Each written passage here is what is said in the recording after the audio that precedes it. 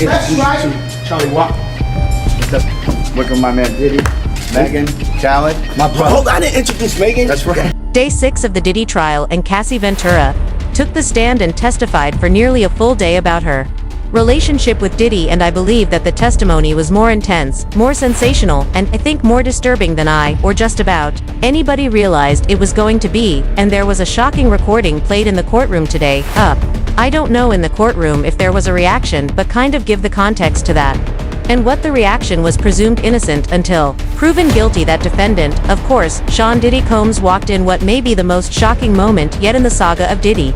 CNN has reportedly leaked official courtroom audio capturing a moment of sheer panic from the hip-hop titan during Day 6 of his explosive trial, as the public reels from the mounting accusations and disturbing testimonies being laid out against the Bad Boy Records founder. This audio leak marks a new and unprecedented twist in an already dramatic court case that is being watched by millions across the globe.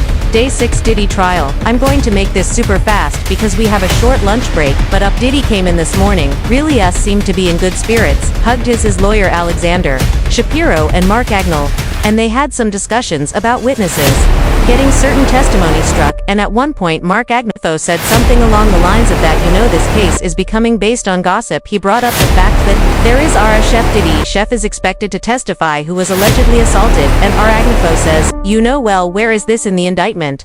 This has nothing to do with racketeering, etc. And the government came back and said, look, the chef is a victim of forced labor. And there was a lot of discussion around this, but I want to give you one little piece of that before we go to Dawn Richard, finishing her direct examination. Now I'm going to make this kind of general, but Dawn Richard, she testified about the Cassie Skillet incident with Diddy on the 6th day of Sean Diddy Combs' trial. Cassie Ventura delivered compelling testimony detailing the onset of their relationship. She recounted that at 19, after signing with Bad Boy Records, Combs, then 37, introduced her to a lifestyle marked by excessive substance use control. Cassie described being coerced into substance use and subjected to escalating misconduct, including orchestrated intimate encounters with male adultery workers, which Combs allegedly filmed. Before I get into what she has already said, I just want to say that her husband is in the courtroom and the defense tried to get him removed, saying that they might call him up as a witness later, but the prosecutor pushed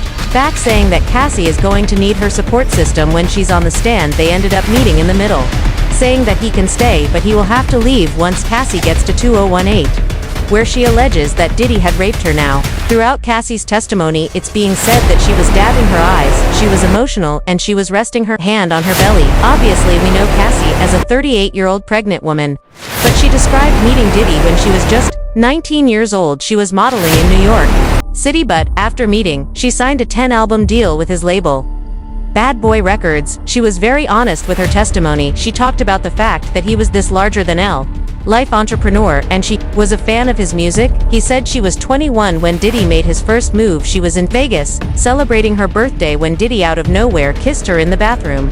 She was really confused. She was young and a new artist and didn't really know the lay of the land when it came to things like that. She also testified about a 2016 incident where Combs aggressively misconducted her in a hotel lobby, an event corroborated by surveillance footage. Her testimony painted a picture of a prolonged period of manipulation and misconduct beginning from the very start of their association. Yeah, this really was a full day of testimony. It's the centerpiece of that prosecution case. Cassie came to the stand. She is of course pregnant, and she was ready to testify about the full course of her relationship with Diddy. And remember, they were together for 10 years. This was a decade-long relationship, and that will come into play when the defense has an opportunity to cross-examine her and ask her about the terms of that relationship, the whole idea of consent. Yeah, but this was her laying out the narrative in the prosecution's case in chief, and she squarely addresses that beating video in the Intercontinental Hotel in 2016, but even before then they go back in time and said, when did these really start?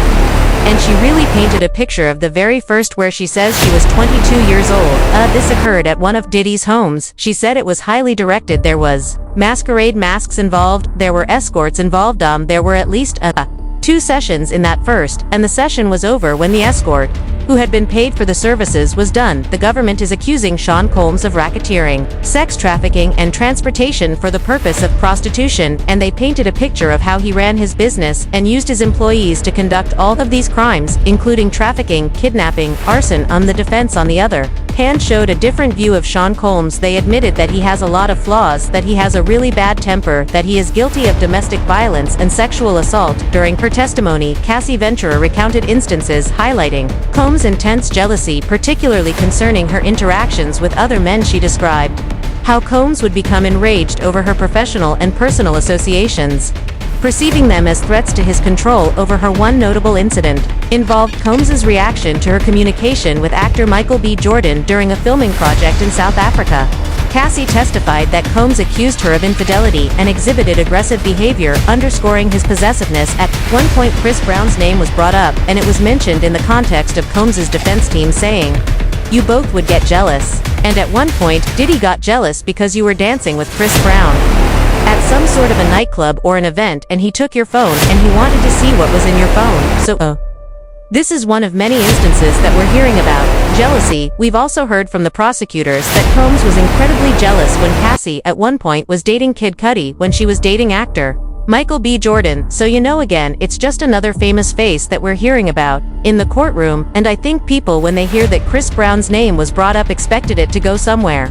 But it kind of halted pretty quick, and they moved on. Can you just kind of touch on that? It was just a second. So there's so many headlines right now, with celebrities being mentioned, from Michael B. Jordan to Britney Spears, and now Chris Brown. But these are brief mentions. This pattern of jealousy extended to other relationships as well, with Cassie detailing how Combs' suspicions led to verbal altercations and at times physical confrontations. Her testimony painted a picture of a relationship marred by manipulation and control, where Combs' jealousy served as a mechanism to isolate and dominate her. These accounts contribute to the prosecution's portrayal of Combs as someone who exerted coercive control over Cassie, using jealousy as a tool to maintain dominance in their relationship. They're not really getting into really the nuts and bolts of it. And remember, these are celebrities. They went to huge parties, they were at nightclubs, they were at events together. So it's only natural that those are the names that are in their orbit. But again, some of these names are coming up to paint Combs as being a jealous boyfriend. In November 2023, Cassie Ventura filed a civil lawsuit against Combs, alleging a decade-long pattern of mistreatment, including misconduct, physical aggression, and coercion. The lawsuit was settled. What more do I have to do, man? Look at my hat, man. Look at my hat. Look how I... Decade-long pattern of mistreatment, including misconduct, physical aggression, and coercion. The lawsuit was settled the very next day for $20 million. During her testimony, Ventura expressed that she would return the $20 million settlement if it meant she could erase the traumatic experiences she endured, stating, "I would have agency and autonomy." Combs has denied all allegations and pleaded not guilty to charges, including trafficking and racketeering. The trial is ongoing, with Ventura's testimony serving as a central component of the prosecution's case. She told prosecutors she'd give back her $20 million settlement to erase those experiences, those terrible memories. The defense pointed to explicit text messages she sent to Combs to challenge her credibility. Prosecutors say her story, though, shows a pattern of control and abuse at the heart of the sex trafficking charges. Ventura and her husband, Alex Fine, released a statement after the testimony. Their attorney read it to the public earlier. Take a listen to a portion of it. "You did not break the woman who has made me a better man. I did not save Pasty, as some have said. To say that is an insult to the years of painful work my wife has done to save herself." Combs' ongoing federal trial.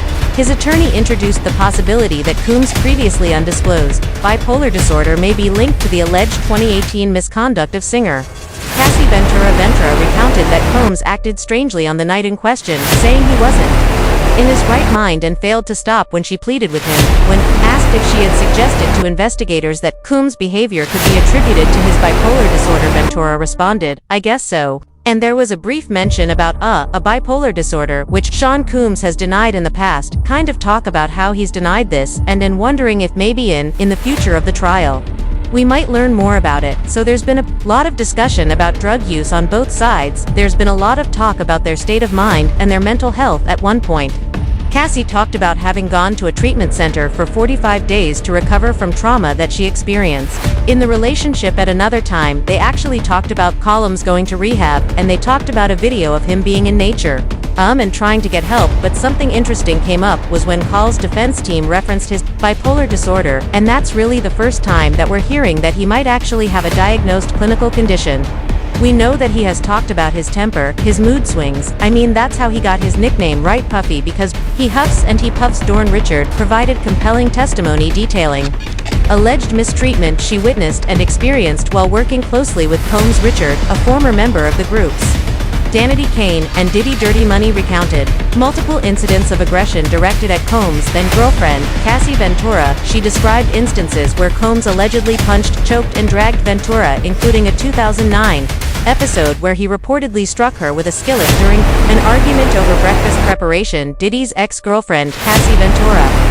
Well, now we're hearing from the next witness. Her name is Dawn Richard. She will testify for the prosecution in just about an hour from now. Now Dawn Richard, a former cast member on Combs' MTV reality show, Making the Band, and a member of Diddy's Dirty Money Group, a former member, she last testified last week that in 2009, Combs beat Ventura and dragged her upstairs by her hair, she said, at the time. She then heard glass shattering and Ventura screaming. Now, we should note that Richard sued the music mogul last year, accusing him of physical abuse, groping, and psychological abuse during the years that they worked together. His representative denied the claims at the time. Now, Richard's testimony follows 4 days on the witness stand by Combs' ex-girlfriend, Cassie Ventura. Cassie Ventura testified she was forced into drug-fueled freak-offs, as they were described, with other men at Combs' direction. These testimonies shed light on the nature of Diddy's exclusive parties. These were described as private, highly guarded events where only trusted individuals were allowed entry, according to witnesses. What happened inside these parties wasn't just entertainment, it often crossed lines that are now being examined in court. Multiple testimonies described a pattern of behavior that left attendees uncomfortable, especially those working under Diddy's management. Statements for Diddy's trial has officially begun. Prosecutors are done with their opening statement. And now it's Diddy's defense's turn. The federal prosecutor brought up Cassie's name immediately, saying that Diddy allegedly would have a worker urinate in her mouth during a freak-off. The attorney, Emily Johnson, also said that Diddy would force Cassie to have with male escorts while he sat there watching and recording. He said that Diddy would call the parties with these male escorts freak-offs wild king nights or hotel nights. He said that his staff organized transportation and lodging, and would set up the room with lubricant and lighting, and would pay these workers with cash and provide them substances. Also said that Diddy was directing every step of this party and expected the women to act like they were enjoying themselves. When it came to Cassie, they say it all began at 19, when she had her hit single, and that he would often get violent with her. When Diddy found out that she was with another man, he flew into a rage, allegedly brutally beating her, kicking her in the back, and flinging her like a rag doll, and blackmailing her by threatening to release a video of her having with male escorts. Of course, brought up the surveillance video that many of us have seen, and said that in one instance, Diddy stomped on her face in an SUV and made her stay in a hotel for a week to hide her injuries. They also say that if she took too long in the bathroom, he would beat her. They also bring up another alleged victim, someone who started hanging out with Diddy in 2020. She was a single mom, and she started to fall in love with him before she was exposed to these parties. They say that Jane Doe thought the first time she had a freak-off that it was a one-time thing, but it wasn't. They claimed that she wanted the escorts to use protection, but Diddy wouldn't allow it, so she would take substances to get through the parties. Feds claimed that she had vomited once, but Diddy had forced her to keep going. Also say that Diddy was violent with her, and that he would blackmail her with these tapes. Combs' influence within the music industry has been characterized by a strategic use of power and wealth to maintain control over artists and associates. This control often manifests through financial dependency, career manipulation, and the enforcement of silence via non-disclosure agreements. Former Bad Boy Records artist Mark Curry alleged that Combs used the return of music publishing rights as leverage to secure NDAs from artists, effectively silencing them. Additionally, testimonies from individuals like Dawn Richard and Carrie Morgan have highlighted instances of mistreatment and intimidation, with Combs allegedly threatening harm to those who witnessed or spoke out against his actions. Promised females or males careers in whatever they wanted to do, whether it was management, whether it was music, whatever it was, he promised them the careers, which a lot of the lawsuits say that, and a lot of people have heard the same thing from our Kelly, you're going to notice a lot of this stuff if you're not aware of R. Kelly's case. This is a lot of the same stuff that they got R. Kelly under, and where's R. Kelly right now? In prison, rotting away. So this is the exact same thing, just at a, of course, higher level, because you know, R. Kelly isn't nearly as rich as Diddy, and nearly as big as Diddy is continuing on physical abuse by Sean Combs. The defendant was reoccurrent and widely known on numerous occasions, from at least in for about 2009, and continuing for years. Combs assaulted women by, among other things, like striking, punching, dragging, throwing objects at, and kicking them, that Combs referred to as, among other things. They literally mention it in the indictment. Offs were elaborate and produced performances that Combs arranged, directed, and got off to. They're basically saying he was, you know, pleasuring himself to the stuff, and often electronically recorded. So here's the thing.